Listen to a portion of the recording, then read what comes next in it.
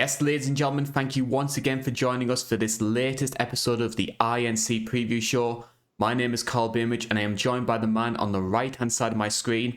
He is the Nick Khan to my Stephanie McMahon. It's Joe Neal. Joe, thank you very much for joining us. Glad to be here. I've honestly been looking forward to this for the last couple hours. Yes, and we want to say a big thank you to everybody who's been tuning in as well. We always love doing these preview shows, and we do welcome any sort of constructive feedback that you might have. We're always looking to try and improve the show, add in new features, new segments that people will really engage with. And if you would like to get involved with the show in any way that you can like, share, subscribe. We welcome any sort of comments. And also, if you love us enough that you're willing to donate to the cause, we also have a Patreon page. It's patreon.com/It's Not Cagefighting. And if you're interested to hear what Joe has to say, Joe, where's the best place to contact yourself? I have a Twitter account I think it's @LocoJoe7. And I'm also, I've been tweeting more, try and be more active on it. And I'm always on the INC Live channel, this channel, always doing the recaps. I read every comment, so you can hit me up there even, and I'll answer. Yep. Speaking of your post-fight reactions, you also did one recently, which is just online right now, covering the Fight Night London card. A bit of a tough slog, this one, wasn't it? Especially given how good the show was back in March. It's like karmic justice or something. I don't know. I don't know what we did to deserve it, though. Like, it was, because the one in March was my first recap video, and so this was like a big, like, I was really excited for this card. It's like an anniversary for me, to cover another London card, and oh well. I mean, I think we need a bit of a palate cleanser after that show, and we're getting it in the form of UFC 277, which will be taking place on Saturday over in Dallas, Texas. I believe the first Dallas pay-per-view since UFC 247, which was John Jones Dominic Reyes. Remember that guy, John Jones? Yeah, I haven't seen him in a long time, except in like Facebook memes people make of him. Yeah. I'm not sure he even exists these days. I feel like he was a figment of our imagination. I'd almost say a drug-filled one, but I feel like that's a little too on the nose with John Jones. So we will be getting into more detail when it comes to UFC 277. A lot of discussion online over the quality of this card, which we'll obviously get into, in a bit more in depth. Obviously, the way this format works, we'll be covering some of the ESPN prelims, just a quick overview of those, and then breaking down the 5 fights on the main card. Before we get there, though, there has obviously been a lot of news in the world of mixed martial arts, not specifically regarding 277, but some of the pay-per-views which are coming up after that. And I think we need to start with one of the big ones that happened over the past week, Joe, which is, what the hell are the UFC playing at booking Nate Diaz against Khamzat? I really want to be sarcastic and say that this is genius booking from, the UFC. Like, let's put this 37-year-old lightweight against the 28-year-old unbeaten middleweight, but they really don't like Nate Diaz anymore. It turns out when you talk smack and you might reveal the truth too much, I think that just adds, like, it might be some truth to his words and his little tirades, because they're punishing him hard here. I totally agree, and I think, well, I'll have to be the first to admit, people who follow me online know that I'm not a Khamzat fan, so obviously I'm going to be a little bit biased, but I think even if you put that to one side, one of the big issues I've always had with mixed martial arts is I feel like a lot of the legendary fighters get treated with a lot of disrespect, and because that's the way that the UFC works, matchmaking is all about trying to plug the big stars, get as much mileage out of them as you can, and then use their name to build out the new guard. It's like that circle of life, as it were. But because of that process, you get a new generation of fans that don't appreciate the work that people like the Nate Diaz's of the world did. And yeah, maybe I'm not the biggest Nate fan overall, but he did contribute a lot to this sport. He was at one point one of the biggest, most popular stars there. And I feel like a guy like that should be given that sort of fond farewell, that sort of ceremonial walk into the sunset. And instead, he's been used to prop up the next big flavour of the month, which it doesn't sit well with me, especially when there's such a big mismatch between the two. It's I've like we're like pro wrestling fans. We understand the concept of having the old vet give do a job for a young up and coming guy to make them seem better. That doesn't work in MMA, I personally think, Yeah. because it's you know like there's real concept, like, well, there always is in pro wrestling too, but it seems like it's a lot worse in MMA, I would say, um, because we know as fans that this isn't scripted. Uh, it's I honestly, the two matchmaking choices that I like in hindsight, weirdly enough, was I really liked Jim Miller, or when it was Joe Lozon Cowboy Cerrone and then Jim Miller Cowboy Cerrone, and I weirdly enough kind of like the Robbie Lawler Nick Diaz, where we treat these legends with respect by giving them big marquee matches, or we treat it like a big deal, as well. Like they made sure Cerrone fought in front of a crowd, and it's like almost like a legends division, like a subdivision within the division. And I think that's a good way to kind of lift them up. That's the only thing I think about. But with this, it's just we're burying him. We're it's rough. And I think it's a real shame as well. You sort of brought up there before about some of the things that Nate was saying in regards to how the UFC offer fights. And Dana White saying, well, we offer everybody 3 fights a year, all that sort of stuff. But there's nothing saying that he offers him Hamzat in January and then April and then July and just keeps pestering on and on and on again until Nate says, oh, just shut up now, I'll say yes. Because that's what it feels like to me. I know Nate said that he asked for like Izzy.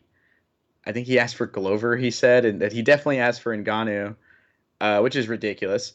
But um, I don't understand the difficulty of, no, you can't fight Ngannou. How about you fight Claudio Puelles or someone, like at lightweight, or do you want to fight at welterweight? Okay, well, let's look at this. Like, do you really not want to cut weight? Let's, see what we can do at middleweight, I guess. But A welterweight Dustin Poirier.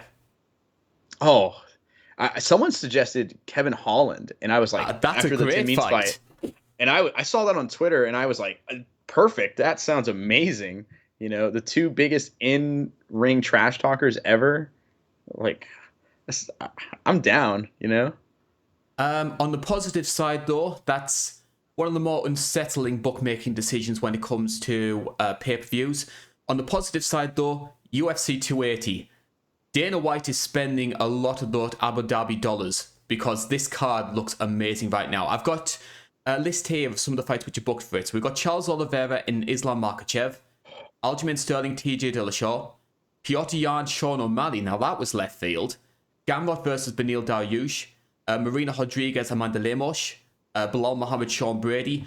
Recently as well, they put the Manon Fiorot, Caitlin Chukasian fight on there. So that's pretty much a title eliminator for Shev. This card's looking fantastic. That's amazing. I really like the Dariush fight. I think the Piotr Jan O'Malley one is really funny, personally, but I also think that it's going to be a rude awakening for O'Malley. I'm willing to admit there might be some bias on my end for that, but man, all like that whole card is just insane. The real champion at lightweight, I don't care if they took his belt, Charles Oliveira gets to defend it against Makhachev, which is like, it's like a bargain bin version of the Tony Habib fight we've always wanted, and I'm all for it. They need to do a Bee Gees promo. They need to. How long Please, must I wait? yes. But it has to be them two. They're the only two that would make it work. I that fight is so interesting. I've been thinking about that fight all week. The lightweight title fight. I'm leaning one way, but obviously we'll discuss that when it comes to 279. I think we're on the same page. Yeah, our focus though is on 277, and obviously we're talking a lot about some of the upcoming pay-per-views, and it kind of sort of symbolizes some of the problems that this card has, which is when you think International Fight Week was a few weeks ago, some of the big batches which are coming up, 277 feels a bit like an afterthought. It's like it's kind of like I guess like a sequel in a way, like the sequel's never as good as the original in a sense, or like the come down, I feel like they never book the card immediately after International Fight Week to be as strong. I feel like it's more of a all right, back to your regularly scheduled programming Hmm. after having that insane International Fight Week card because those cards are always insane. I This wonder one feels more though normal. if maybe things would have been different if we had a more high profile main event, because I actually think the main card, the actual 5 fights of the pay-per-view portion, you put those in isolation, they're pretty solid fights. You got ranked matchups, you got 2 flyweight fights when that is one of the real in vogue divisions in the UFC. But I think there's a lot of everyday fans who see the main event and sort of tar the rest of the card because of that. It sort of reminds me a little bit of 178, because that was the card which had like Conor Dustin 1, Cowboy versus Eddie, Dominic Cruz was making his comeback. But because it had Mighty Mouse defending his flyweight belt, it only did like 200,000 buys. That's kind of the feeling I get with this one. I think a perfect example of that is, if I remember correctly, the numbers for McGregor Cerrone were huge, Hmm. and that main card is awful. Except for I like the Carlos Diego Fajeda versus Anthony Pettis fight was good, and that was the only thing that interested me on that main card. Yeah. And I remember going, it's a 1-2 fight card. Well, and one of those fights was shockingly bad. That Holly Holm Raquel Pennington fight, and I'm one of the bigger Raquel Pennington fans. It was like right after her like knee injury in the like Nunes fight, if I remember correctly. So like I can understand like it being like, oh, I'm afraid of hurting it, and then Holm is just a wet blanket against the cage nowadays. So let's try and dissect some of the positives that come from this card. We're going to be focusing on the prelims. You can see those on our screen right now. We did mention that it is somewhat of an afterthought pay-per-view when it comes to the UFC, and that's kind of reflected when it comes to some of the fights on the prelims. A lot of last-minute cancellations as well. Several fighters brought in on short notice. Is there anybody on this card, though, which you think, hey, it is worth tuning in to watch the prelims, and specifically for this fight or this fighter? For the prelims, I want to grab it one more time on my end because there was one that caught my eye and I instantly went to a blank because I'm terrible. Uh, there was one. Okay, no, that was the main card. I'm even worse. Um, I think it was the Matthew Selmasberger fight because for some reason I think he's has boy status for me. He is just weirdly fun for me, and I don't know if it's because I see him get knocked out really fast, but uh, The for some reason that kind of grabs my attention. And the other one, of course, is Drew Dober because he is always going to have a job in the UFC, and he is a blast to watch. The big one that stands out for me, well, you mentioned Semmelsberger there. The big thing that stands out in terms of his career was he fought Nick Diaz's training partner when Nick made his comeback in the Lawler fight. He was fighting on like the fight past prelims, and the poor guy had like a 4-2 record, and there was a lot of people thinking, is this guy worthy of being in the UFC? And Semmelsberger knocks him out in like 10 seconds. Yeah, 15 seconds. Yeah, that's right. And just put him out. Yeah. I think there are some things that stand out for me. Drakkar Klose, obviously most people remember him for the war he had with Beneil Dariush. He's taken on Rafa Garcia, which I think could be an interesting fight.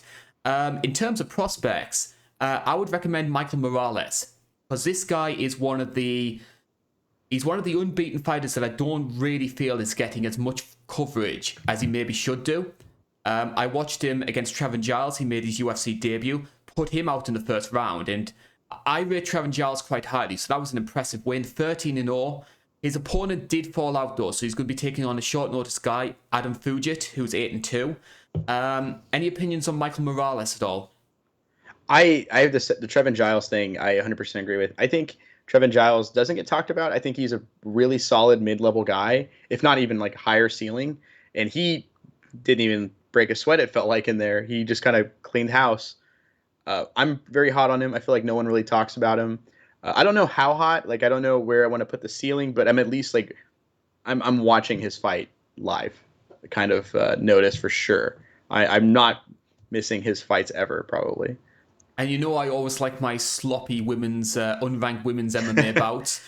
We've got Kim Ji-young taking on Jocelyn Edwards here. And I have to say, Jocelyn Edwards, she's sort of become the workhorse of women's MMA. She will fight anyone, anywhere. She's been a bantamweight. She's fighting a flyweight now. I think she fought Ramona Pascal a couple of weeks ago, and that was a featherweight bout. So if there's a chance for her to make a paycheck, she's going to take it. Yeah, that was only in June. What? I thought it was in. I legitimately thought that was in May. But I was like, oh, let me check, because May doesn't sound as bad, but June. Okay, that's a lot of weight. From flyweight to from featherweight to flyweight. But that's awesome. I honestly really like the bouncing around. The one thing I think to consider is I want to make sure I say her name right. Kim Ji-yeon. Her last fight she lost to Priscilla Cachoeira, and I think that's the only thing that makes me go, okay. So is this going to be like a really fun sloppy one, or is it going to be like a lower end fight? But at the same time, it could be awesome. I mean, unranked women's fights are very fun. It is definitely a guilty pleasure. Yeah, like you either get something which is absolutely amazing or something which is god awful. Yeah, it's awesome. It's always the coin flip, and it's really fun watching that like first round and a half to go, all right, which is it? Because you can know by the end, like midway through the second round, if it makes it that far. Also give a shout out as well to a guy who's opening the Fight Pass prelims, Mike Mafeta, better known as Blood Diamond, one of the training partners of Israel Adesanya, and had arguably one of the worst debuts in UFC history first time out. He's going to be taking on Orion Koshie, so big match for him as well. Yeah, his debut was rough. He had hype too, which was kind of wild. Like people were interviewing him for his debut, and I remember going, "Oh, well, I got to watch out for this guy, right?" And then, but honestly, must-win situations are very interesting. I think for fighters, because I would imagine this is a must-win for him. If you're opening the prelims up and you had the debut like that, I feel like that puts the pressure on you, and it's really cool when people rise up from that pressure.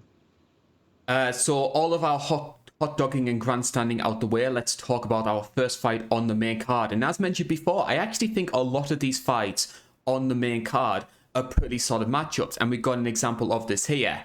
Fight number one is in the light heavyweight division, and it is the number 3 seed Magomed Ankalaev. He's taking on the number 4 seed Anthony Smith. So betting odds for this one, Ankalaev is a -500 favourite, so he is the biggest favourite on the card, which I found very surprising given some of the matchups here.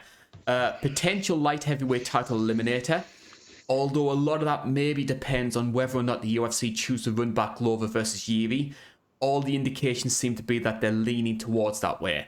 But this fight, and this fight result specifically, may change their plans. It definitely does. I know they're really hot on Ankalaev right now.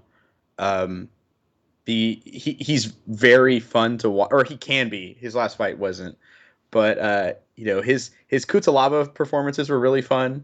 They were very impressive. Like Kutalaba isn't like a title contender by any means, but how fluid and clean he just got him out of there was very impressive. Even with the controversy from their first fight. So I know they're really high on him. And so if he wins in spectacular fashion, they're probably having him jump Jan. I would imagine even at this point. Yeah, I think he's already ahead of Jan. I just don't see... I mean, I know that Jan Blachowicz is a bit of a fan favorite, but I think he's going to need 2 or 3 wins before he's back in title contention, which is a shame given his age, but I think light heavyweight's sort of needing the new guard to come through. I think the big issue with Ankalaev, though, is if you watch this guy when he first started off in the UFC, he was a wrecking ball. He's just going through all these unranked fighters so easily. What we've seen recently, and this is no fault of his own, he's doing the right thing here, is he is starting to play things a little bit safer. And as he's fighting the likes of Nikita Krylov, Volkan Oezdemir, Thiago Santos, because he recognizes the threat these guys possess, he's starting to take things a little bit easier, and I think that's deterring the UFC. Because if you look at the guy's winning streak and some of the people he's beaten, he should be fighting for the belt next by default. But I think because he's become a bit of a decision machine, plus the fact that he doesn't speak any English, I think the UFC are making him jump through more hoops than he maybe needs to.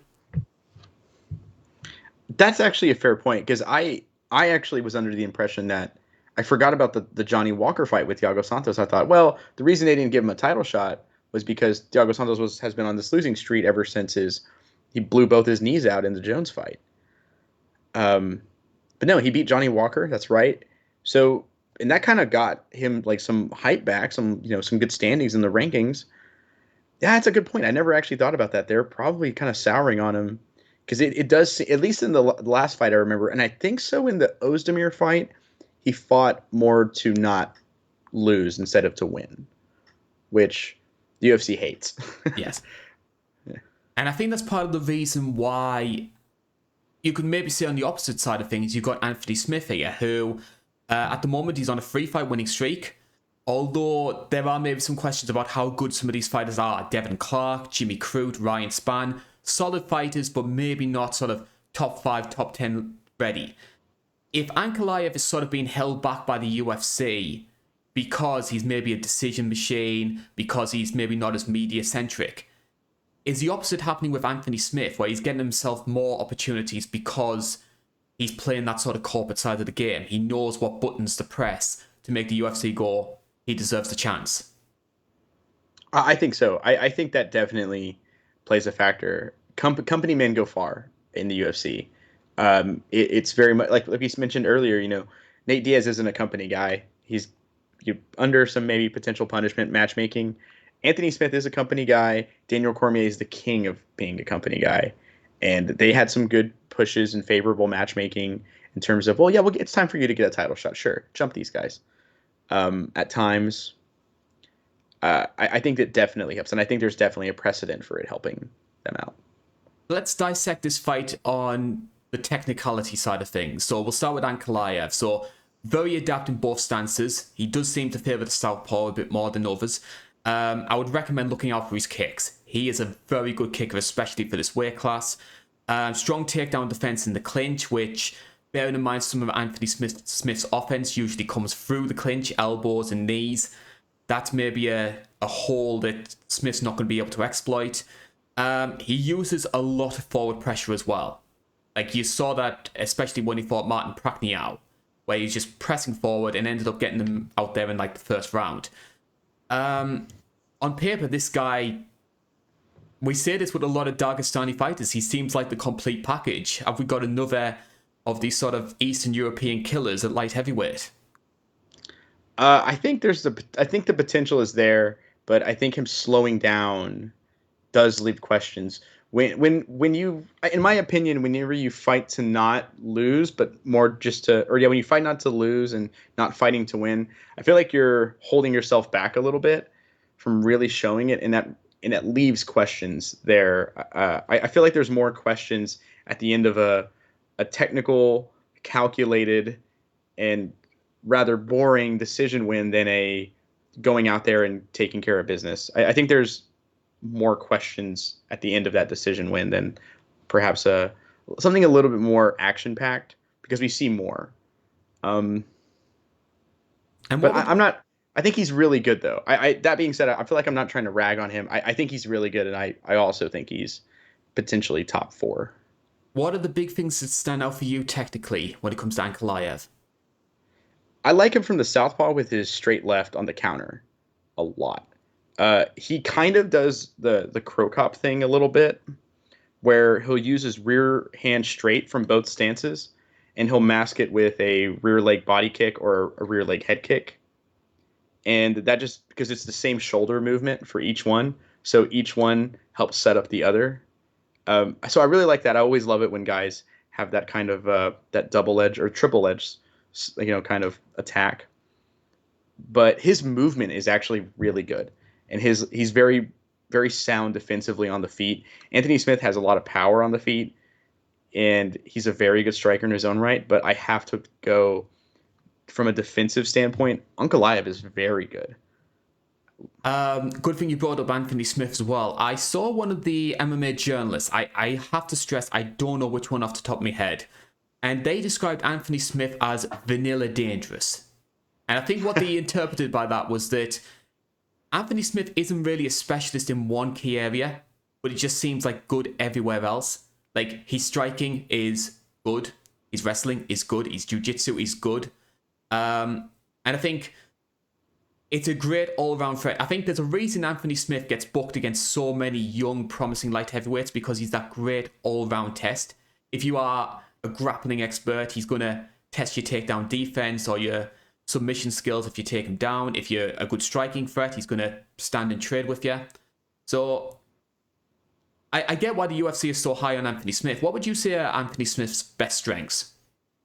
I think the well-roundedness is fantastic, like is really good, and he has a very like on the feet. His attack is it's varied. I guess that's the best word for it. As with like the Jimmy Crute fight, we've seen his good boxing before. We've seen his elbows. We've seen his high kicks. Even he knocked out Hector Lombard. I almost said Hector Gallard, but Hector Lombard with a high kick at middleweight. And so we know he can kick high. We know his boxing's good and his Muay Thai's good. But like his low kicks, when in pressuring and checking low kicks, were very good. And again, it's like you said, he's going to test every area of the fight. And it's like, oh, are you good here? Well, I'm going to take you here, and we're going to see how you are here. And I really like that style. Like Devin Clark has had issues with submissions in the past, and he triangle choked him. And then Ryan Spann, he's been finished a couple times, but he does hit very hard, and he evaded the power and was able to neutralize it and get the rear naked choke. I loved his jab against Jimmy Crute. Oh, his boxing is very underrated. I know people who say they're not convinced Anthony Smith is very good, but he is very good. I think he's a lot better than most people give him credit for. I think the Glover Teixeira loss really hurt a lot of people's opinion of him, and I don't think that's fair because Glover went on to win the title not that long after. And a lot of people forget as well, he was piecing Glover apart in the first round of that fight. Yeah, he was dominating him, just lighting him up on the feet. I think technically Anthony Smith can maybe get this fight done, but the issue, as you sort of touched on before, is it's not so much Ankalaev's offense, it's his defense. He is very hard to connect with. I mean, if you can connect with him, as Thiago Santos showed, you can maybe have some success, because Santos came close to finishing him in, I think, the second round or the third round. But he clipped him with the left hook, didn't he? Clipped him with a left hook right at the end of the round, sort of like 10 seconds left. So obviously Santos didn't have the time to maybe finish the fight off. Had it lasted, let's say, another 20, 30 seconds longer, he maybe would have done so. I do have some concerns when it comes to Anthony Smith's defense, though. Smith is historically very poor at checking kicks, so I can see Ankalaev really laying into them. And I get the impression sometimes Anthony Smith has a habit of wilting. When the fight is up against him and he is facing adversity, he maybe does cower a little bit, sort of crumble and allow himself to get dominated. We saw that when he fought Rakic, we saw that when he fought John Jones, and he's got to have a much stronger resolve if he wants to beat Ankalaev. If not, Ankalaev could get this done within the distance. Yeah, Ankalaev is very capable of breaking people. Very quickly, especially with his well-rounded game. And Anthony Smith, I always kind of picture him as like the glass cannon at 205, because he only has 2 decisions on his record. Of all 36 wins, 2 decisions. He's a finishing machine. But of his 16 losses, he's only lost 3 decisions. And that kind of feels like the glass cannon. He can be finished in any way. But the thing is, he can also finish you anyway. And I think that makes this fight very exciting. Honestly, this fight I'm really looking forward to. I think it's probably one of the best fights on the main card itself. Which way are you leaning? My heart says Anthony Smith. My mind says Ankalaev. And I think if Ankalaev wins, I think he wins I think he just uses his defense and kind of shuts down Anthony Smith. So almost similar to last night's Chris Curtis, Jack Hermanson fight. Is I, kind of how I'm my brain pictures it. I'm in the same boat as you. I can say I think Ankalaev's going to win this one, and I'm going to say it's by a unanimous decision. And I think that result is what confirms the UFC's decision to do Glover versus Yuri again. If Ankalaev finishes this in the first round and it's a spectacular highlight reel KO, they maybe change their mind. But if Ankalaev doesn't do that and it does go the distance, they're booking that fight again. Yep, and they're going to give Ankalaev Yan. I think that's my prediction. Is they're going to do Ankalaev Yan for a number one contenders to fight the winner of Yuri and Glover, unless Glover wins and we do a third one, which I'm not opposed to. Yeah, it'd be like Fight Night Warsaw, somewhere like that. Yeah, yeah. First one to 7 wins at this point. I'm okay with it. Yep. So fight number 2, we're going into the flyweight division. Alexander Pantoja is taking on Alex Perez, so it's the number 3 seed taking on the number 5. Our betting odds for this one, based on our friends at Bovada, Pantoja is a minus 155 favourite, Alex Perez plus 130. And I think this is a great place to talk about a bit of a tangent, Joe. How good has the flyweight division been recently? It's so good. There are legitimately some of the best fights I've seen in like the last like 3-4 years. I would say of like the top 10, if I had to narrow it down, a majority would probably be in flyweight and bantamweight, but flyweight as well. Like Brandon Royval, seems like every time he fights, he puts on a great fight. I like Alexander Pantoja as well. Kara France, who we're going to talk about later, and his opponent Brandon Moreno. And then last week we had Matt Schnell take on, and I forget his name already. Sumajaji. Yes, I was like, it was Sue something, and I don't want to offend by like just saying part of his name. But that fight's one of the best ever. That's a fight of the year contender this year, in a year full of amazing fights. What do you think it is that's caused the like the upturn for flyweight? Because I mean, flyweight has always been a good weight class, but I think it took a long time for fans to recognize how good it was. I mean, 2018, they were close to shutting down the whole thing. Yet here comes this sort of new breed of fighters, as you mentioned before, like the Royvals, the Schnells, etc. We've seen Moreno, Figueiredo obviously trading the belt between one another. Is this just a case of people are paying more attention? Or has there been a change in attitude? Are these flyweights thinking we need to up our game because we came so close to getting cut before? I think they've always put on really good performances. And part of me wants to say there's something in the water right now at flyweight that's just making them amp it up even more. But I think a realistic way to look at it would be like weeks ago or last month, we talked about how good women's flyweight's just gotten ever since its inception.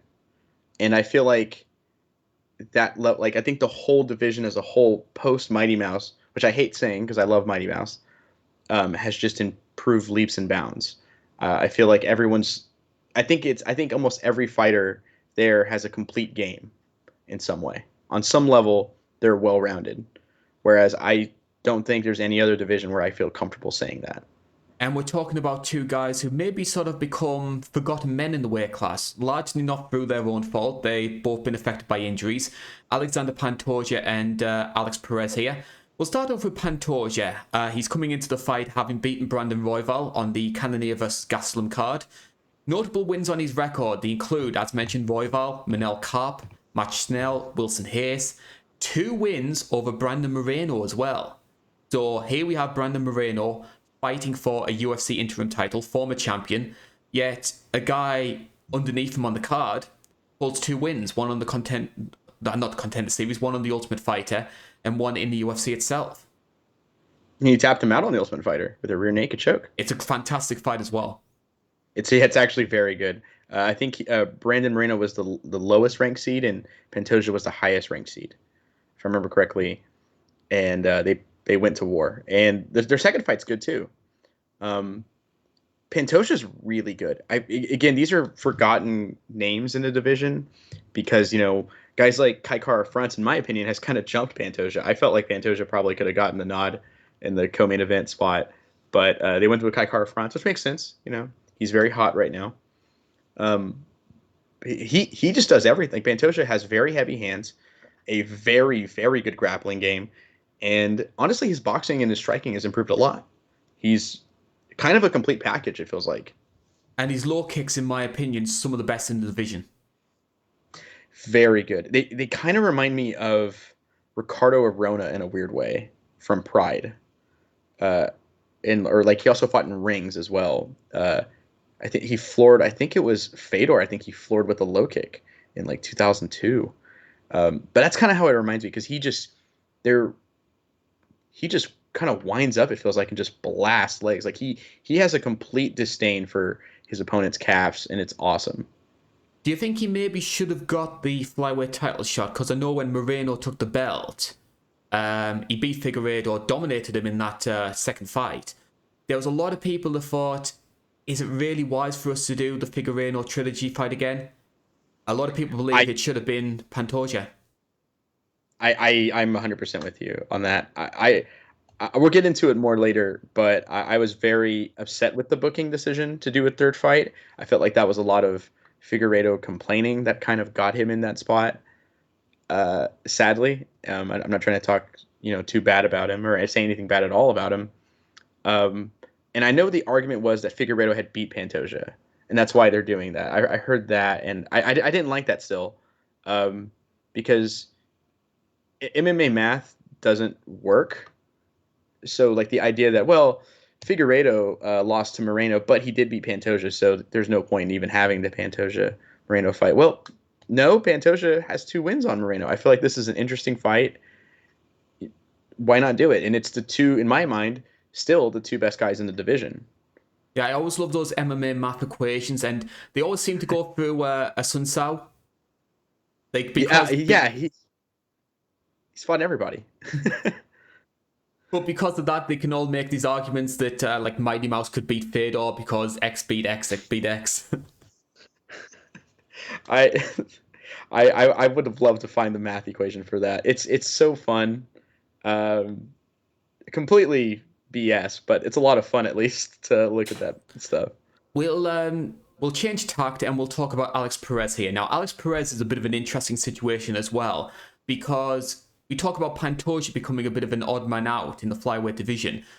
You could say the same thing about Alex Perez, and again, through no fault of his own, because the last time he fought was a UFC pay-per-view main event. He fought Davison Figueiredo, which was him stepping in as a short notice replacement. Cody Garbrandt was supposed to take that fight originally. And I'm sort of thinking to myself, is Alex Perez the most forgotten pay-per-view main event headliner of recent years? Yeah, he has to be, right? Oh, wow. Yeah, that's crazy to think he has to be because his fight wasn't even 2 minutes. Not by his fault, but you know, yeah, he's got to be the most forgotten ever, and he's really good. Like he's very impressive to me. When he fought Formiga, I remember just seeing those low kicks, just get him blast those low kicks. It hurt me watching. I remember exactly what I was doing. I was smoking a cigarette, watching it on my phone, and I just went, no more of that. And poor Formiga, like just couldn't walk. I think he couldn't walk for like the next week. I think he was saying in interviews it was just rough. And then in the Figueiredo fight, he actually didn't look bad at all up until the submission loss. Like he was going to get the takedown, and there might have been a fence grab, but he looked really good and then got tapped out. And then because of injuries, he hasn't fought since. So and no one remembers him. It's a very much a what have you done for me lately sport, sadly. And if you actually look at a lot of the guy was what? I think it was something like 11 wins in the past 12, and his only loss was Benavidez. So Yeah. he had the momentum. He had some quality wins down there, like the Formiga one, which you mentioned, Jordan Espinosa, Shorty Torres, which is the guy who nobody speaks about, was riding a real hype train before their fight. I'm with you. I think he's a very underrated fighter. What do you think are Perez's biggest strengths? I think he's really quick, and his like I mostly see him wrestle and like grapple a lot because he had like a string of just anaconda chokes, and I love that choke, so that was awesome for me. But like his striking has really come to since the Benavidez fight, where he was just kind of beat up.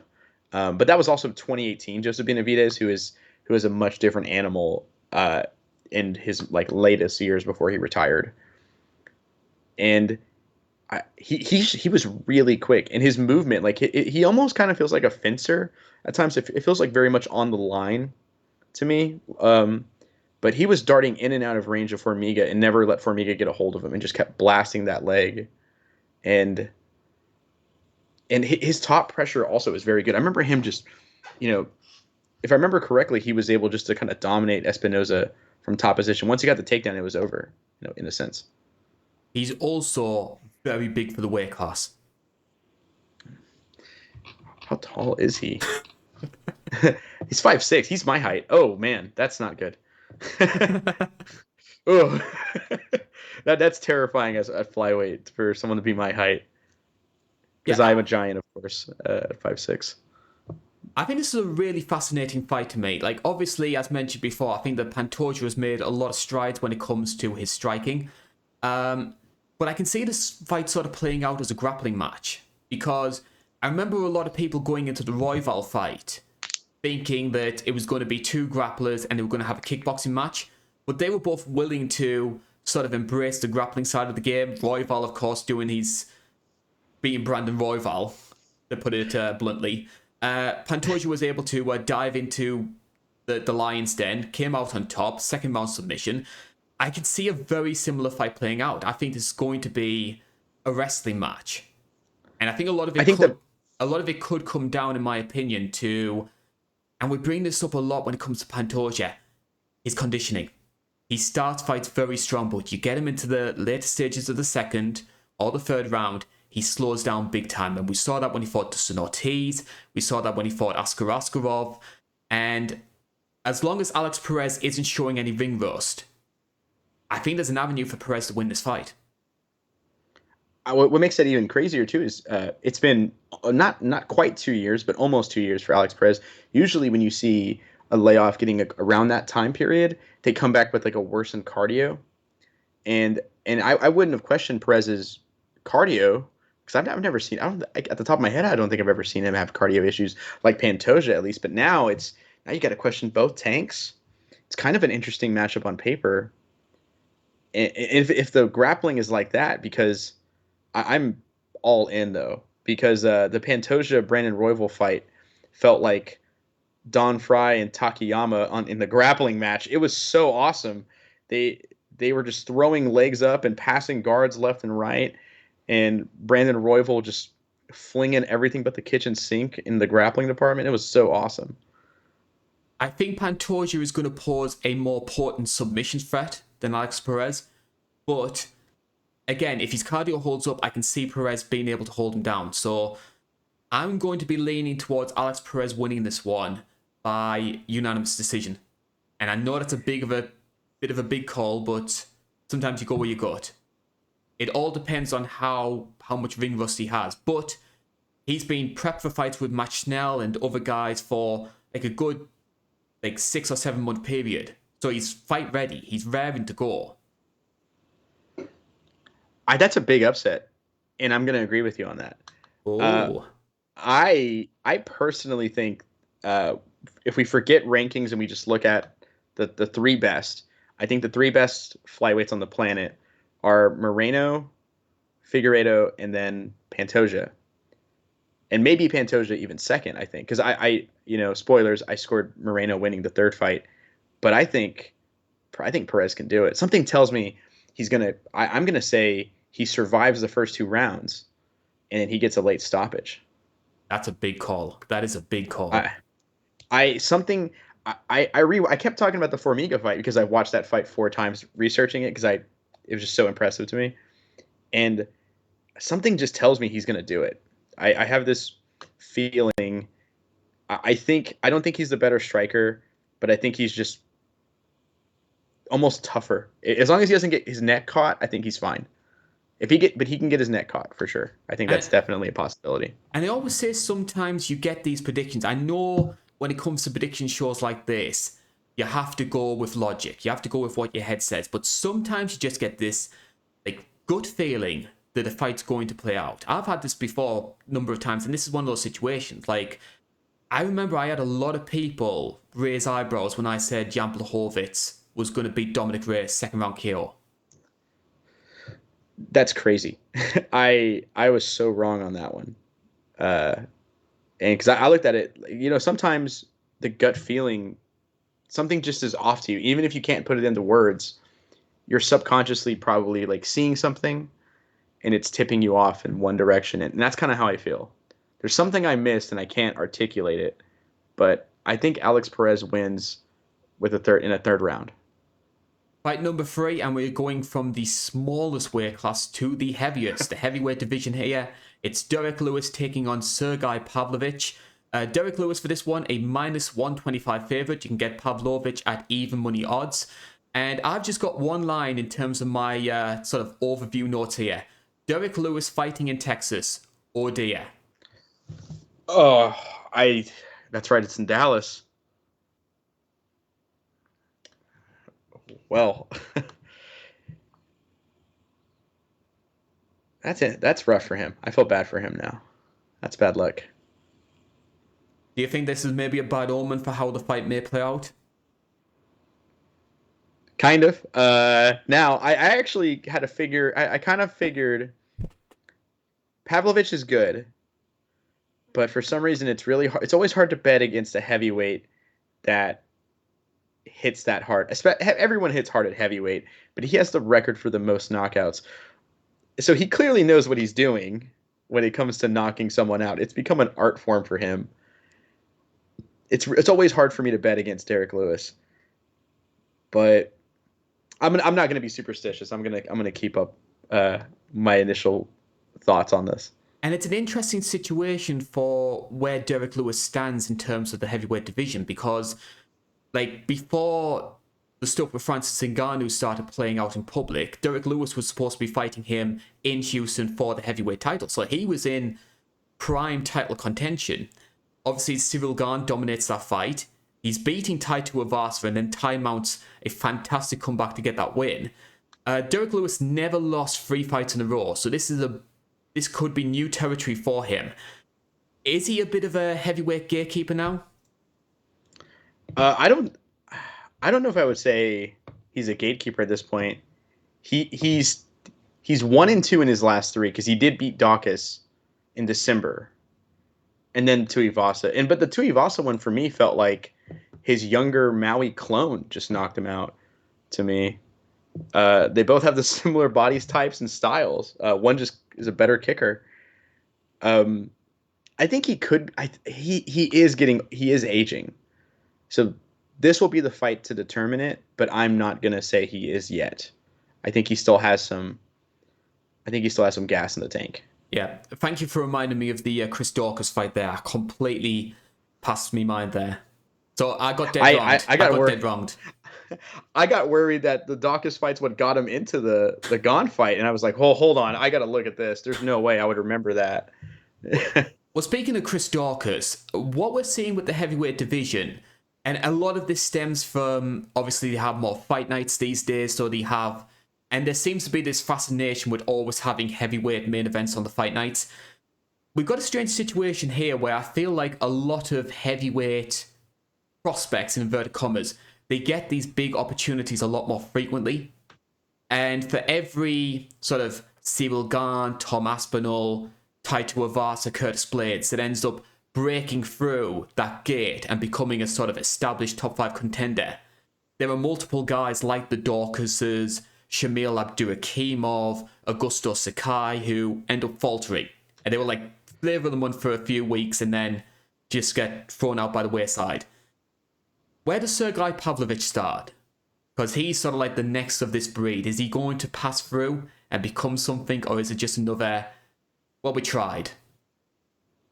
I think it's too... I'm not... And I don't want to put Dawkins into this because it's too early to tell for him. Because that's two losses in a row. Usually when these flavor of the months show up, they show up and they get beat. The hype is dead. And then... here comes the losing streak. But his debut was against Overeem which he lost. He got finished at the end of the first round, and then he went on the streak that he's on currently now. So I almost feel like he's one of the guys that has a, perhaps a more unique path in the rankings instead, because it does definitely feel like all these flavor of the month guys show up, and some pass with flying colors, like Tom Aspinall, Curtis Blades did, and Ngannou definitely did.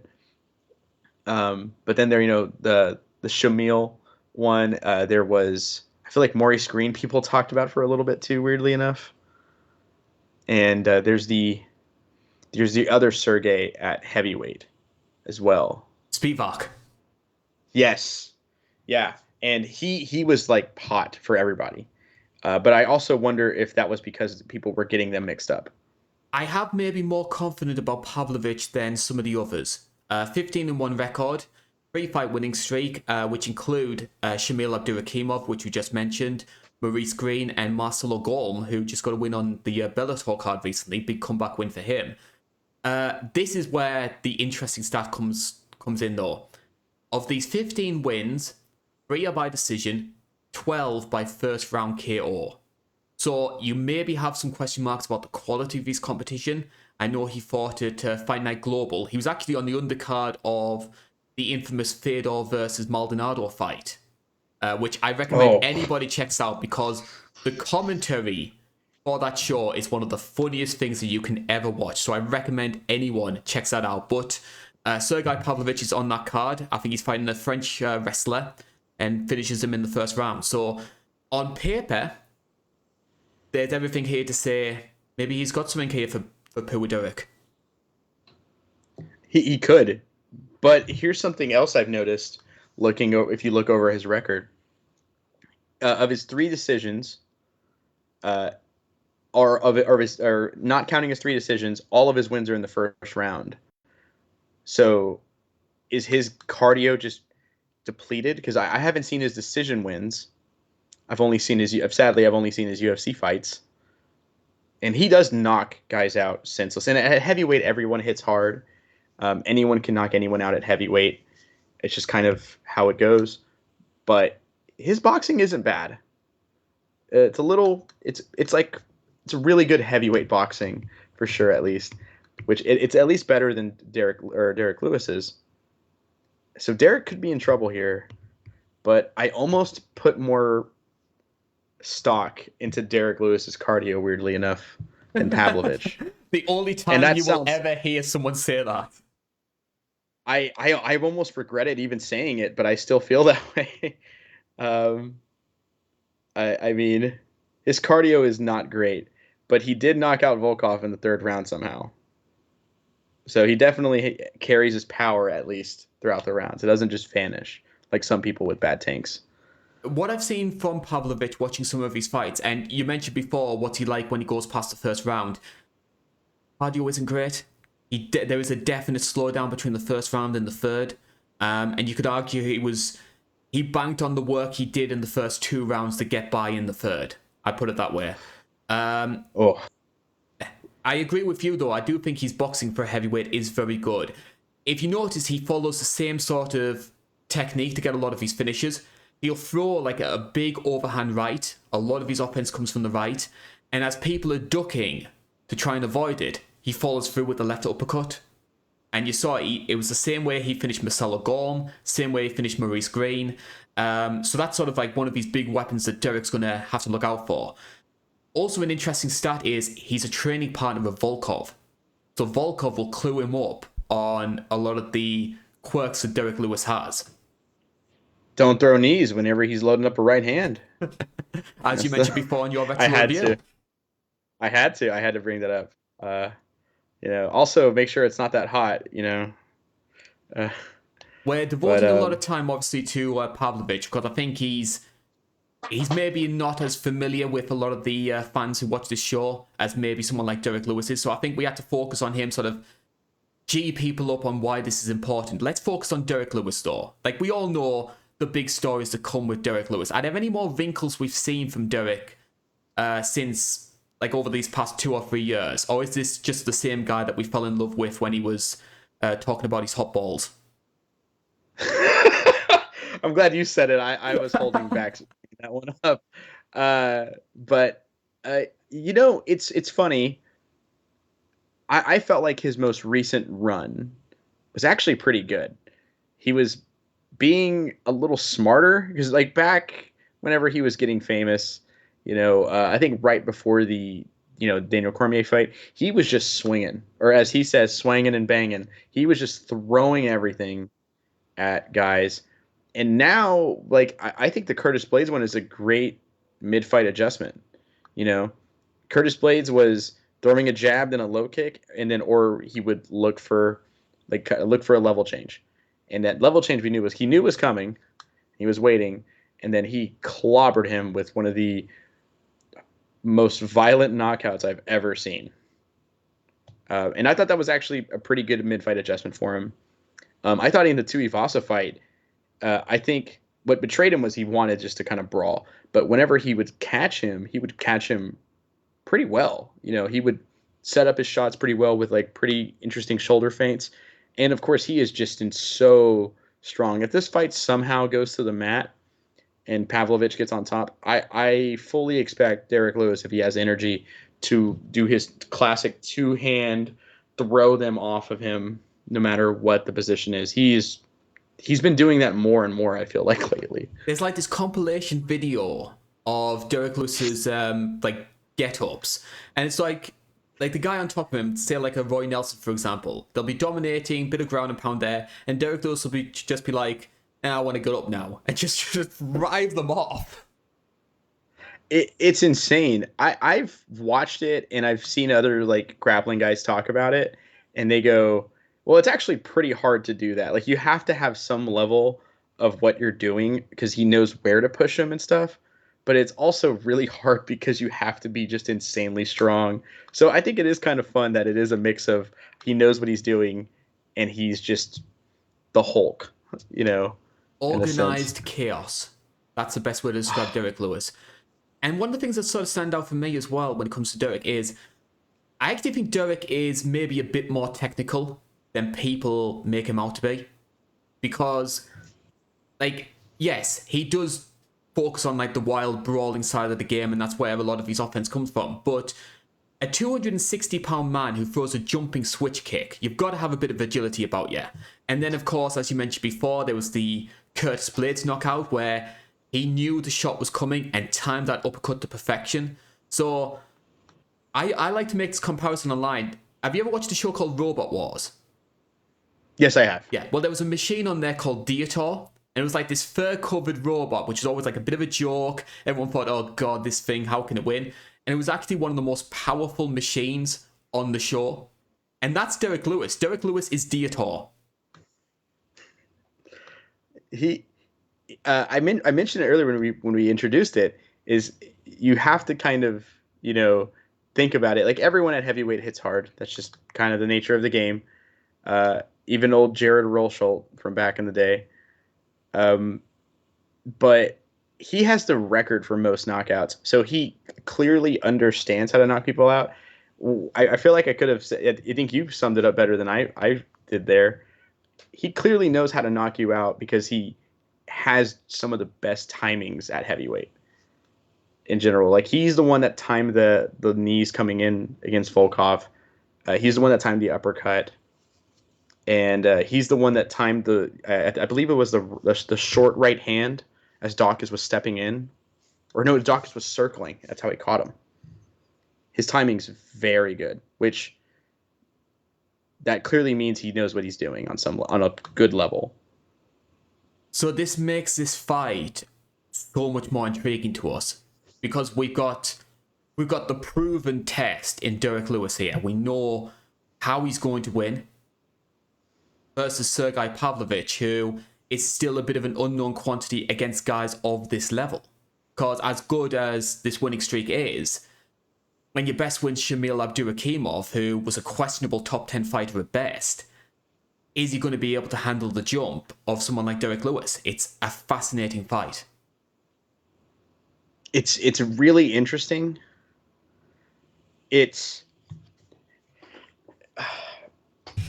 I do lean towards the Derrick Lewis idea, though. I think I part of me wants to jump on this the new hot question mark, but after kind of talking it out with you, I think that Derrick Lewis just feels like more of a sure shot. But regardless, it is going with both of their finish rates and knockout rates, it does sound pretty good. But I will not guarantee anything because Derrick Lewis did fight in Ngannou once. No, he didn't. That fight never happened. Oh, I if I go to the bad place in the afterlife, I know that's all that's going to be there is that fight on VHS. It's all I'm going to be forced to do is watch it. That's my big fear in life. I kind of want someone to donate to Patreon and ask to cover 226 just to hear you talking about that fight. Oh, I will do it, and I will go into the biggest details of the technical breakdowns. It's like Derrick Lewis, you can tell he hurt his back because look how stiff it is when he throws the switch kick. I think someone The did stare from Ngannou. I think someone did a compilation video where they just cut it down to like all the significant strikes, and it makes it look like it's this epic brawl. I think I saw a thumbnail for that on YouTube, and or maybe it was Twitter. You can editing is a miracle worker. It's hilarious. Time for us to talk about our core main event, and we're going back down to the flyweight division and to the first ever interim title fight in UFC flyweight history. Brandon Moreno, the former champion, he gets the chance to reclaim UFC gold, but to do so, he needs to take on a guy who he beat a few years ago, Kai Kara-France. Betting odds for this one, Brandon Moreno is a minus 200 favourite. You can get Kai Kara-France at plus 160. This, interestingly, is a reverse from the first fight. Kai Kara-France entered that one as a minus 150 favourite. The INC pollsters, it's a very close fight between themselves. They're going for 64% for Brandon Moreno to win, 36% for KKF. So, as mentioned before, it's another interim title fight which is taking place. Outside of the sort of financial implications that come with this, obviously fighters who hold the belt get some kind of financial pay-per-view payday. Should there be an interim belt for this fight? No, because I don't think Figueiredo is injured, right? I think he just said that he wanted some time off, and they just kind of pulled what they did with Cyril Gahn and Derrick Lewis. They said, "Nah, this is interim now. Tough luck, champ." Do you think there maybe should be some fixed rules in place when it comes for interim titles? Because I personally have been one of the people who's advocated for, say, if you haven't defended your belt for, say, 9-10 months, then an interim gets created. I think it should be a maximum. I almost said minimum. A maximum of a year. I think 12 months, because 12 months is supposed to be when we remove you from the rankings. They don't. But I think it should be 12 months before. Like, if you haven't defended it in 12 months, time to get an interim there. But the problem is, I think the minimum time shouldn't exist because they're talking about doing an interim at featherweight now, and Volkanovski just fought. Ngannou was healthy and just asked for more money, but the UFC historically doesn't treat their heavyweight champions very well, so they made an interim title fight. Like it just seems like they're almost abusing this because I know WME, when they bought the UFC, they know that having title fights on a pay-per-view means more sales, and that led to this influx of more interim title fights. But man, this one is I'm not even a Figueiredo fan, but I feel like this is very disrespectful to him in a sense. I believe there's some contractual issues when it comes to Figueiredo as well. I think he's been speaking about maybe wanting to try and test the waters of bantamweight, so there's maybe that factor in it as well. I think remember reading somewhere that there's been more interim title fights since WME took over than the entire run of Zupa, or Zupa, I should say. That's insane to think, and I 110,000% believe it. They are interim title crazy. So let's focus on this fight in detail. We're going to be talking about the former champ Brandon Moreno first. 19 wins, 6 losses, 2 draws. The most recent of these losses being that fight against Davidson Figueiredo at UFC 270. You mentioned earlier on in the show that you thought that Brandon Moreno won that fight. So bit of an interesting situation when it comes to Brandon here. In some people's eyes, he's maybe the uncrowned king. I think he's the uncrowned king, 100%. I think he's the number one flyweight on the planet. Again, I'm very biased, and I want to stress this. The potential for me being biased is there because my number 2 favorite moment in fighting history was Brandon Moreno winning the belt. As a fellow Mexican, Mexican-American him born and raised there in Mexico, it was great to see. So I'm willing to admit that, if you know. But I thought he won. I thought, I think the kind of question was with the scoring was how important is a dropping someone, even if it's just momentarily. Like if you're losing the round, but you knock someone down for 2 seconds, and that's the big, only real significant thing you've done, do you just automatically win the round? That was like the big controversy for judging after that fight, I remember. And I feel like I've always maintained, no, I think you still lose the round. Like an example of this is the Carlos Condit GSP fight. When Carlos Condit knocked him down, I did still score the round for GSP. The one that sticks in mind for me was Piotr Jan and Jimmy Rivera. Like the first 2 rounds of that fight, Jimmy Rivera is piecing up Piotr Jan, but Jan gets the 2 knockdowns right at the end, and it's those 2 rounds which end up winning him the fight. I think you can make a real argument for Jimmy Rivera to win that one. I like honestly, Jimmy, that was a really close competitive fight, but everyone just wants to talk about like the damage, and damage isn't everything, you know. You have to judge the whole fight or the whole round as a whole, not just what's the big moment of the round. And if we look at some of the fighters who Brandon Moreno has beaten, obviously we've got the Figueiredo win in there, Brandon Royval, Yusuke Formiga, Dustin Ortiz, Louis Smolka, and interestingly, Kai Kara-France at UFC 245. We both watched this fight to research for this show, and I forgot what a good fight this was. It's really good. If I remember correctly, the only reason it wasn't fight of the night, I was right. The only reason, in my opinion, it wasn't fight of the night was because Usman Covington 1 happened on that same fight, which I even go, it's only slightly not as good as that fight. It's a very, very good technical fight. It's amazing. Both guys, though, in very different places to how they were first time around, because I always love, like, I'm maybe not as down on rematches as other people are, but I do love them when they take place, say, 3 or 4 years after the first fight, and when you have a situation like this, where this was an afterthought match on the Fight Pass portion of UFC 245, now it's a core main of a pay-per-view. So I always love it when you see that sort of, that was then, this is now, and see how both fighters have changed. How do you think Brandon Moreno has changed from that first fight? I think if you look at just how he's fought, his striking, just even from the fight before with the Askarov fight where he went to a draw with Askarov, when he fought Kai Kara-France, his striking looked very good. It was mostly a striking affair, and he was kind of battering him and bruised him up, even bloodied him if I remember correctly, or at least really reddened him up pretty solid. But then it seemed like he was always known as like a really good grappler, but then his striking just got better and better and better and better, and he ended up TKOing Brandon Royval mostly because of the injury, but he looked very good on the feet in that fight. The first Figueiredo fight is mostly a striking affair, back when everyone thought Figueiredo was just going to knock everybody out with a left hook. And, he took it to a draw, very close fight. And then the second fight, in their second fight, he just dominated. It seems like every fight he shows up with something new in his game. Even in the last fight, which was close, I will admit, against Figueiredo, despite him losing, he showed new wrinkles to his game. He was kicking more, adding more low kicks in.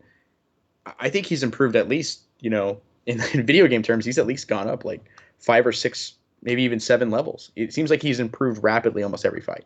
Brandon Moreno wasn't able to get the win over Askar Askarov, but Kai Kara-France was. That was his most recent performance on the Curtis Blade versus Chris Daukaus fight. And there's a lot of people that believe, we sort of mentioned earlier on in the show about Pantoja maybe being sort of an odd man out when it comes to the flyweight division.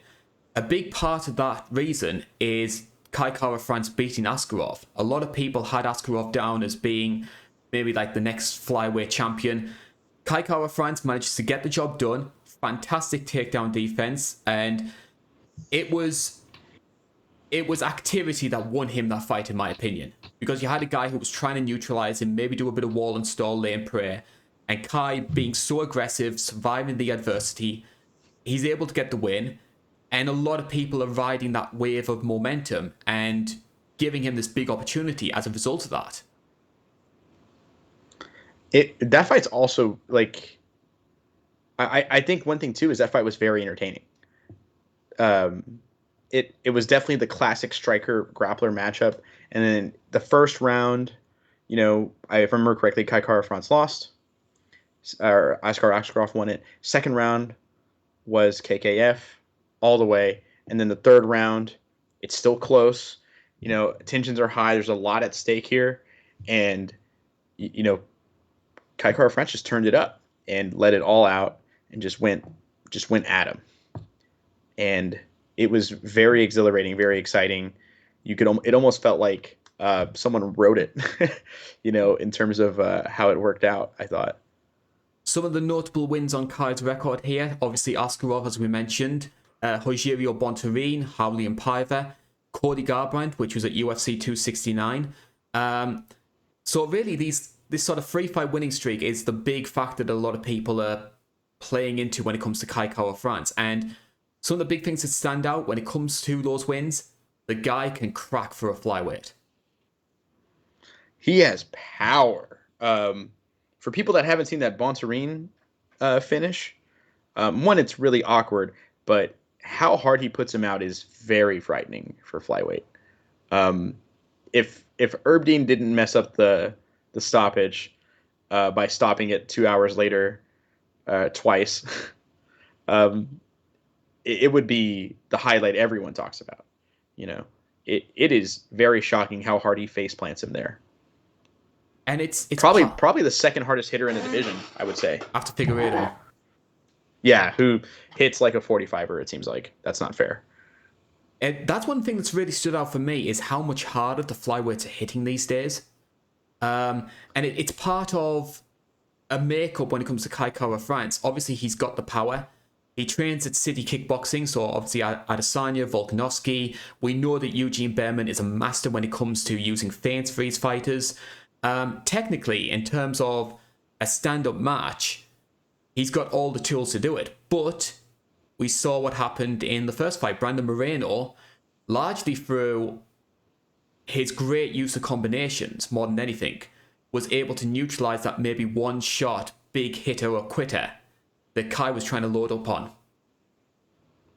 It was definitely, the one was looking for quantity and then the other was looking for quality in a sense. And the big thing that stood out to me was it was, like Kai Kara-France would load up on the right hand, looking to kind of sneak in and over the low left hand of Brandon Moreno. And then a check hook would just constantly land, beating him to the punch and disrupting movement. And then while he's throwing the left hook, he's able to put the shoulder up. It was really interesting, especially, like you mentioned, Brandon Moreno doesn't have the advantage in the striking on paper, but that's where he won it in the first fight, which is kind of insane to think about. Do you think maybe Brandon Moreno has become fallen a bit in love with his striking? Because as mentioned before, like, of the 14 wins the guy has had by stoppage, 11 of them come by submission. So that's his bread and butter. That's how he won himself the belt. But we've seen recently in the Figueiredo fights especially, he started to get a lot more confident. And I know a lot of people like to throw that trope, falling in love with your hands. Is he maybe an example of that? I think there's an argument there. I think the argument's there. I don't know if I 100% agree on it, but I can definitely see it. And especially in that last fight where I felt like if because the grappling in the first fight, it was very close. The second fight, the striking was a little closer, but the grappling was where Moreno was really shining in the second Figueiredo fight. And in the third fight, it was just a stand-up affair, so it was once again close.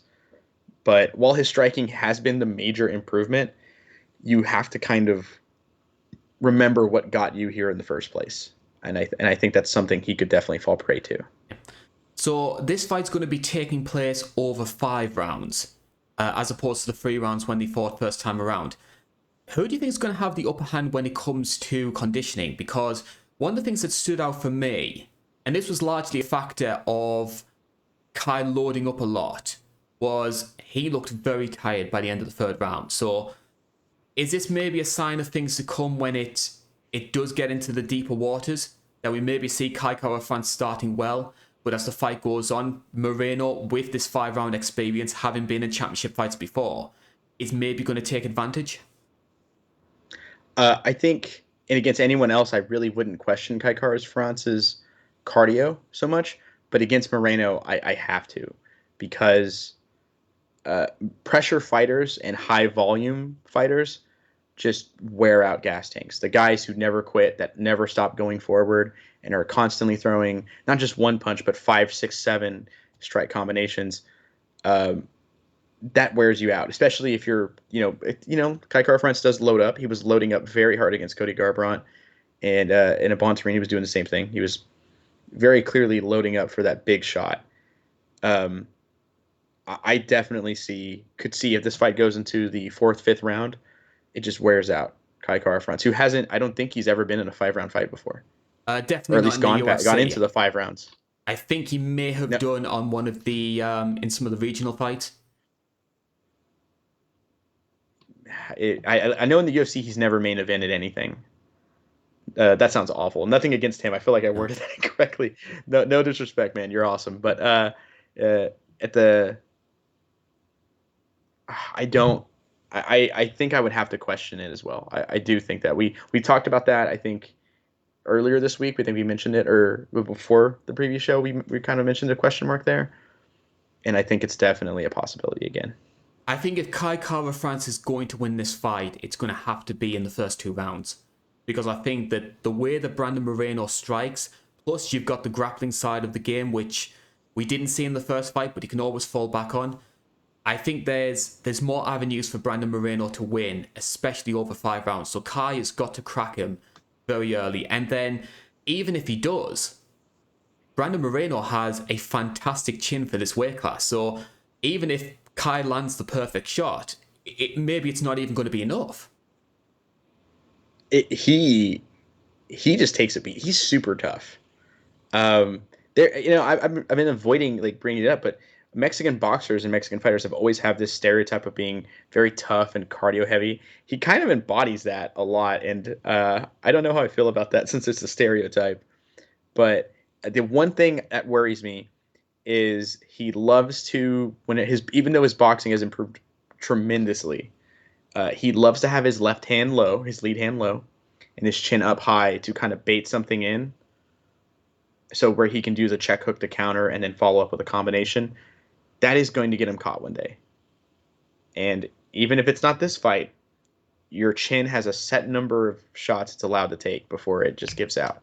Unless you're Max Holloway. Yeah, that dude has another 1,000 to go. Like, I couldn't believe it in that last fight. Yeah. So, which way are you going with this one then? Who is going to be our new UFC interim flyweight champion? I think Brandon Moreno is going to have 2 belts. Because I think he's the undisputed, so I think we're just going to give him an interim for fun. Personally, I definitely, part of me wants to say that he wins, and I'm very confident in it. But in any title fight, I feel like 99% of the time, it's really hard to not give the challenger a chance, or the underdog a chance. And Kai Kara-France definitely is worthy of being here. Despite the fact that I said Pantoja should be here, I do think that he is worthy of being here as well. But that being said, I do have to lean Moreno. I think it'll be a 5-round decision. I don't know if he finishes him. I'm going to pick Brandon Moreno as well. I'm going to go 49-46. With that being said, though, and this is no disrespect to Brandon Moreno, who I absolutely adore as a person and as a fighter, I kind of want Kai Kara France to win this just because the idea of Figueiredo fighting the same guy 4 times in a row, it's a little bit Yeah, tedious for me. I definitely understand that. I think a lot of Twitter, I think, was already complaining about that. I personally agree with you that they shouldn't have fought a third time. I felt like, you know, but and then Figueiredo didn't want to do an immediate rematch. I do remember that. He said, let Moreno fight a couple more people, but that's going to be a tough pill to swallow if Moreno wins again. But one thing's for sure, the previous fight, they're going to look really slow being sandwiched in by 2 flyweight fights. Oh man, I just now realized that might be weird placement. Having a light heavyweight, then flyweights are going to look really quick, and those heavyweights are going to look super slow. Then these guys are going to look like we're watching The Flash or something. Time for us to talk about our main event of the evening, and we're going to the women's bantamweight division. Julianna Pena is making the first defense of her belt up against the former champion Amanda Nunes. We'll start with a little bit of a stats dump, as we usually do. Betting odds for this one, as you would expect, Nunes is a minus 290 favourite. However, for the first fight, UFC 269, that figure was minus 900. You can get Julianna Pena plus 235, plus 650 back in December. This is also reflected when it comes to the INC poll as well. At the moment, for the second fight, you can get Pena at 34%. Nunes is at 66%, so she is the favourite again. But the first time around, that figure was 94% for Nunes, 6% for Julianna Pena, which makes Pena's victory back in December the biggest poll upset in INC history. That's probably the biggest upset ever. That's at least up there for me. I think when I started doing the INC polls around sort of 2018, and the most lopsided result we ever had was 96%. And that was like Shevchenko versus Lauren Murphy. So this is the most lopsided non-Shevchenko poll that we had, and Pena ended up getting the win. So let's set the stage. UFC 269, December the 11th, 2021. Pena challenges as a massive underdog for this fight. Most people expect Nunes to absolutely bulldoze through her, and the first round pretty much plays the way we expect it to. You could arguably say 10-8 round. What's going through your head when the second round begins? You see Julianna wading in with a big Bart Simpson overhands, and at what point do you realise, oh my god, she's actually winning? It was a lot of denial in our living room. We went, oh, this wine mom boxing is lighting up. That's okay though. Is she gassed? Is her mouth wide open? Is she breathing heavy? Oh no! And it was started just slowly sinking in, and it's one of the most ridiculous things I've ever seen live. Because at the end of that first round, I thought, all right, here's 13 in a row. That's got to be one of the craziest upsets I've ever seen. I think anyone who watches the channel, follows me online, knows that I'm not a Nunes fan. I'm quite vocal about that. But even if you put that to one side, it was surreal watching. Like, there used to be a time in women's MMA where you could get by with having a limited skill set as long as you were incredibly tough. You were just willing to bite down on the mouthpiece and just keep coming forward. But we thought those days had died out with sort of like the Strikeforce era. And here comes Julianna, this dinosaur in terms of her technique, and she ends up getting it done. It's like Sheila Gaff becoming UFC champion.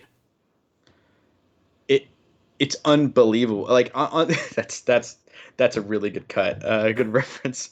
Uh, it there was a lot of names on this 12 fight winning streak that I thought could have beaten Nunes, and that I even picked to beat Nunes.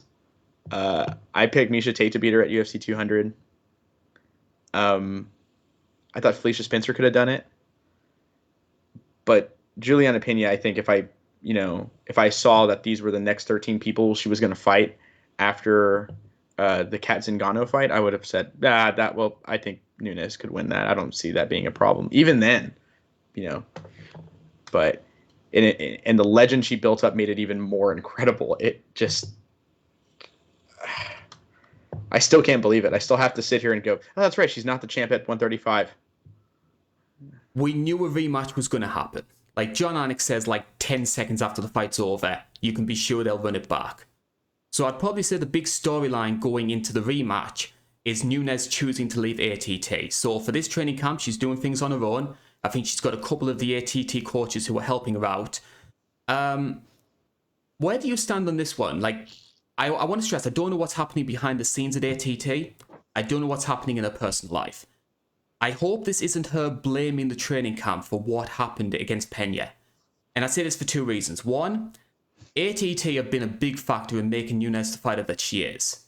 Like, I think her record was something like 10-4 before she went there. And secondly, ATT didn't lose Nunes that fight. She lost that fight herself. Yeah, it almost seems like we've mentioned this before, but Dan Lambert, ever since he hasn't necessarily been as involved with ATT, been more involved with like AEW, professional wrestling, it seems like the ATT quality of the camp has kind of diminished a little bit, and that is around that time when he was on there more. And so, definitely could be frustrations. Also I think Kayla Harrison had been there at, a couple of times, have been training at ATT, and I know that was the big match they really wanted to set up if she beat Pena. I almost feel like it is a blame, but I don't know Amanda Nunes personally. I don't know anyone at ATT personally. So I don't want to speculate and be like, oh, that has to be it, but it definitely does feel like it. A lot of the focus from the first fight obviously stems from what Nunes did wrong. Let's turn it on its head though. What, in your opinion, did Julianna do right? Was there method in her madness?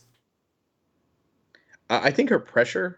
I think Nunes did gas, but regardless, I think you never know what gasses someone. Either was it a bad weight cut, bad cardio, bad training camp, or did the opponent get to you? And Pena was putting a lot of pressure on with a ducking jab. She would just duck under jab constantly, and it was landing. I think she landed like 14 in a row. There's that like famous gif of her just getting blasted, of Nunes just getting blasted by that jab, and that definitely wore her out. And then when the fight went to the ground, she's no slouch on the ground. She went into like, killer instinct, kill mode, and it was over. And she was incredibly tough to survive mentally, not just physically, but mentally survive at 10-8 first round, because I also think it was a 10-8. Like, I think that is one thing that cannot be underestimated is Julianna's mental strength. Like, I know a lot of people see some of the things that she posts on social media, some like the almost delusional comments, but that is her believing no one can stop me. And she played that out. She was not afraid. And we've seen a lot of fighters who are afraid in that kind of matchup. People freeze up against Nunes. And she said that before that. Like, she beats people before they even step in there. And I agree with that. I thought she had beaten people long before they even signed the contract. But Pena, in a sense, it's funny, if Pena would have, had the towel thrown in or lost or got finished in that first round, hypothetically, never made it to the second, it'd be like another joke. But the fact that Pena does it, I think it draws a favorable comparison to someone you're going to love. And I've been saving this. I haven't told you about this, but this is the comparison I see. I see that Strikeforce era Ronda Rousey mentality in her of, because people that her talk kind of had people rolling her eyes, but that whole, like, I'm the best, and people always said it was delusional back then, even for Ronda. I think that's how she hypes herself up. I think that's how she stays in that zone. And it's definitely working for Pena. I think that's definitely it as well for her. I think that's the case. I think there were two things that stood out for me in the fight, which was Pena did a really good job taking away two of Nunes's biggest weapons. Like, if you look at a lot of Nunes's combinations, she always starts with like a low kick, catches fighters off guard, gets them a little bit off balance, and then starts swinging in with the big left hands and right hands. Pena was checking a lot of kicks in that fight, especially in the second round. So she was taking away that starting point for a lot of Nunes's attacks. And because Nunes didn't have that, she was having to go in with the overhands, and like that served two factors. One, it was gassing herself out, like swinging big and missing. And Daniel Cormier, to his credit, he calls her out on it. I think DC does a really good job. He's the first to click on, oh, Pena knows what she's doing here. She's gassing her out. He clicks on a lot earlier than Anik and Rogan do. But the other big thing as well was that when Nunes, especially when she started slowing down, Pena would sort of swing Nunes's left hand over to one side, and as the attack was open, then she followed through with the left. And the shots that Pena's landing aren't heavy shots, but accumulation of them eventually just starts wearing them down and eventually leads to the finishing sequence. It's death by 1,000 cuts, which is still ends in death, and I always love it. I prefer, if I'm not trying to say I should be a coach, but if I was a striking coach, I would emphasize volume, because you can't teach power, but you can teach volume. And Pena doesn't have that kind of power like a Nunes does, but she definitely has that volume. And it, like I said, like we both have said, it just wore her out. And that's something you brought up too, was the checked low kicks. That's something we've seen. I feel like it was 2 years ago, or maybe it was last year. I think maybe, where the calf kick was all the rage. That's the unbeatable technique. Should we even ban it? I've heard Conor McGregor fans even beg the question. And conveniently after the Dustin Poirier fight. I don't know why it was okay before, but suddenly it was just too across the line. But we've seen that recently. Like in the last preview show, we talked about how Jan Blachowicz checked a lot of Izzy's kicks, and that really shut him down. And here's another fight where another big upset, funny enough, where check low kicks were definitely played a factor into it.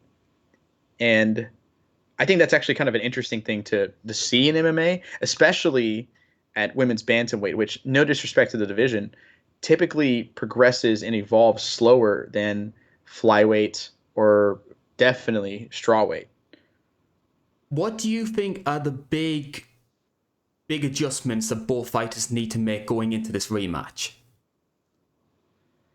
If I was Pena, I'm going to start with Pena, because I think that's where the big question is. Like for Nunes, the question is here, where, or here even, but for Pena, it's in, like what does she focus on in the training camp? I almost wonder if Pena is going to look into a wrestling attack, maybe adding another, like more shots, more singles or doubles off of like a ducking or head movement combination or head movement shot. I feel like she's going to try and grapple, because she set the plate, or set the table, I should say, in the striking with her jab, but she finished it off on the ground. And I wonder where she puts the focus on. And if I was Pena, I would put focus on the striking, but I feel like with how she's talking, I think she's thinking grappling. Like some of her wordings, and I broke her on the ground. Like she kept saying, I broke her on the ground, I've seen. And I think that leads me to believe that she's going to look to grapple again. Yeah. I think from Nunes's perspective, I think the obvious one is to try and counter the jab, where it was concerning to me how she seemed to have no answer to a technique which is comparatively simple when it comes to combat sports. So I think that's obviously going to be closed up. I think from a whole perspective, I think she needs to sort out her cardio, because that coming back to the fore again, like Nunes has always had cardio issues. It was surprising to me that this was still a problem to her 6 or 7 years after Katzingano exploited it. I think for Pena, meanwhile, I'm with you. I think maybe a grappling perspective would be more ideal. But there was one grappling exchange in that fight in that first round. We thought, like, Pena had Nunes up against the fence, and you thought, hey, this is our opportunity here. Maybe she could try taking it down. And Nunes was just chucking it around. So I think maybe it would be risky for Pena to focus exclusively on grappling. What I would maybe like to see, and this is, I'd maybe like to see Pena utilizing a few more clinch techniques, trying to throw some knees, and trying to focus specifically on the body. Because her aim is the same as it was last time, try and target the cardio. Yeah. And doing it with the jab and a high-pressure striking game might not be as effective, because you expect Nunes to cover up those holes. But maybe clinching more, maybe throwing some knees, some body shots, that's another way to get at her.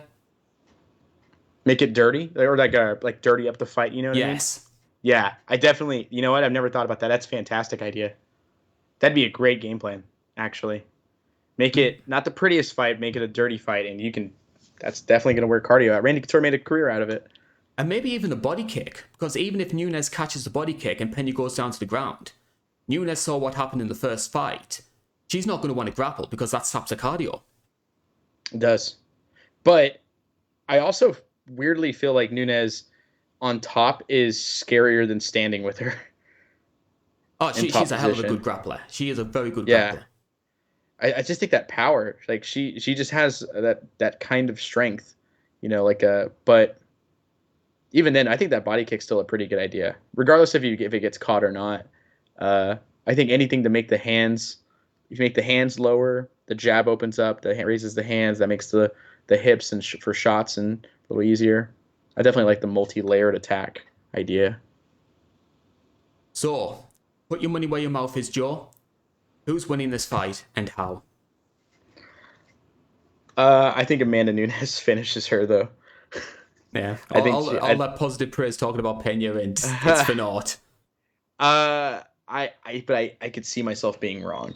I have that weird feeling that the controversy, not even controversy, but just the questions of changing camps and moving around, I think that plays a big factor. And what I don't like about that line of thinking, though, is I feel like, did Pena win the first round or did Nunes lose it? And I hate that, kind of narrative. But it does make me think. I think there's a mental side of it as well, because Nunes has never avenged a career loss. We don't know what she's like in this kind of situation. So I think that's a factor as well. But I think there's too many avenues for Nunes to get this done. I think she's going to be stronger in the grappling. I think she's going to close up a lot of the holes that Pena exploited first time around. So I am going to lean towards her. I'm going to say, I think it's going to be a situation where she does most of the damage in the first round and gets it done in the second. That's kind of my thinking. I could see her finishing it in the first, but there is something just impressive about Pena surviving that first round in the first fight. So I almost feel like, maybe Amanda holds off. Maybe she goes in a little bit more calculated. And if she does look for a finish, it's going to be a little bit more precise. She isn't just going to throw the kitchen sink at her. But I think as much as I kind of want Pena to win, because I think it makes the division interesting. Yeah. But I think Nunes is probably taking it. I'm outside of my own personal biases, I actually think it would be better for the weight class for Pena to win as well. And I'll try and explain why. I might go on a bit of a monologue about this, so I do apologize. But I still think the end goal for Nunes is the Kayla Harrison fight.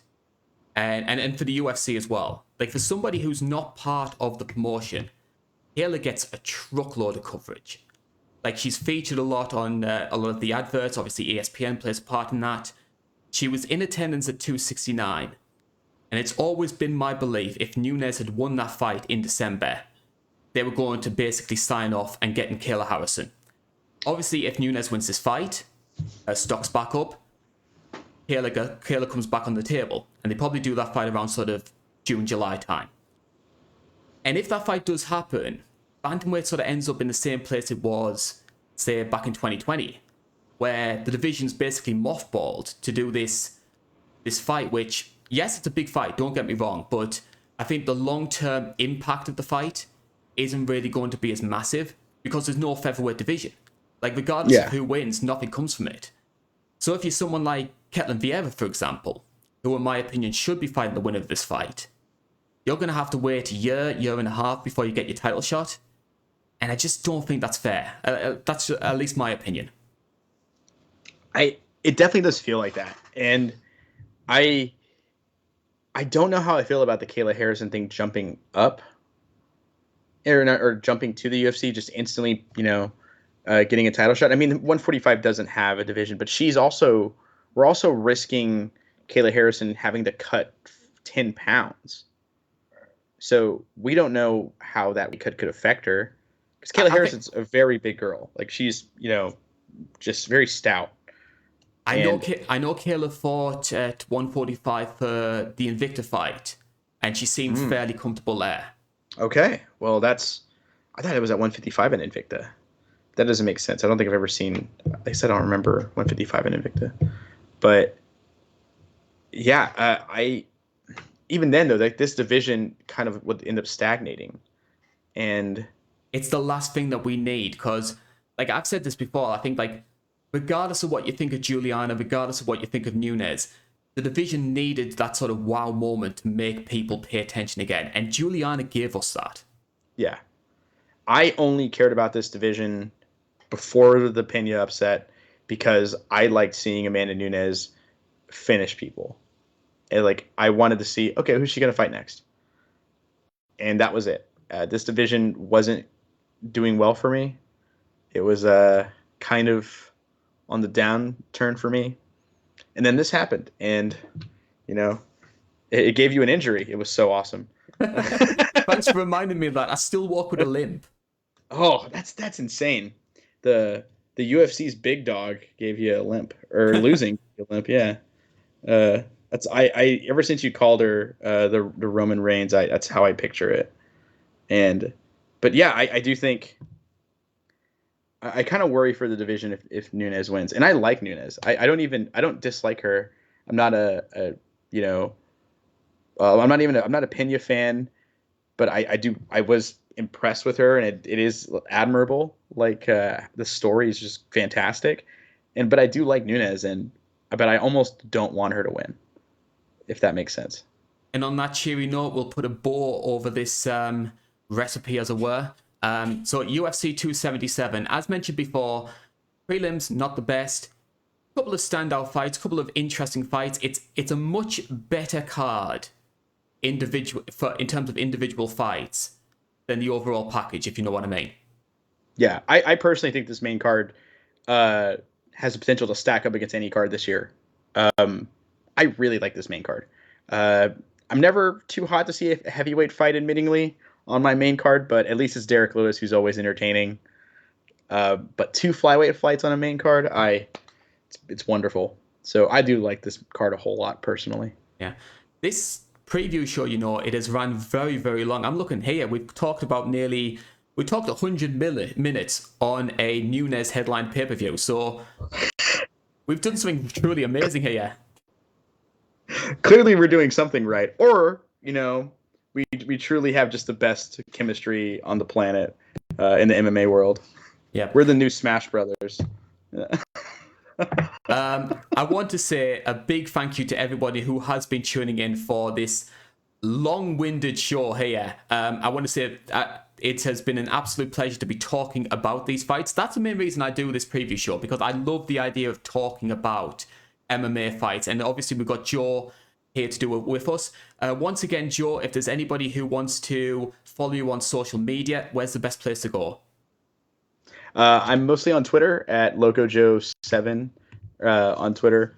I'm usually posting about fights or random complaints I have. But it's a fun time. It's fun complaints. And one final thing before we wrap this up. You always do a retro review on the main channel every month, and they always have some sort of connection when it comes to the upcoming pay-per-view. So, women's bantamweight title fight. What are we covering? In my opinion, probably the most important fight in the division, and that's Ronda Rousey starting Ronda Mania and running wild in Strikeforce against Miesha Tate. Our first ever Strikeforce card, it was a great experience to relive that one, I have to say. It was super cool. I'm not going to spoil it in case anyone doesn't know the card off full memory, but there was a fight I remembered being awesome, and when I rewatched it, it was just as good as I remembered it being. But that main event, looking back at that main event, getting to do it, like the retro reviews are always great because I see a lot of things I never think about on a regular basis. But just thinking about that main event and the significance of it was insane to me. And on that cheery note, we will wrap things up because we've all got lives that we need to get back to. I need to get this uploaded in like 4 hours or so to meet our deadline. So thank you very much for joining us, Joe. And we'll hope to have you again for UFC 278. A big one for us over in Blighty. Leon Edwards becomes only the 4th man in UFC history to challenge for a UFC title. 4th Briton, I should say. I really hope he wins. I'm pulling so hard for him, but I need to do a little bit more research, I think, before I make that call. So thank you very much for joining us, Joe. My name has been Karl Bainbridge. This has been the UFC 277 preview show. We hope to join you again for UFC 278.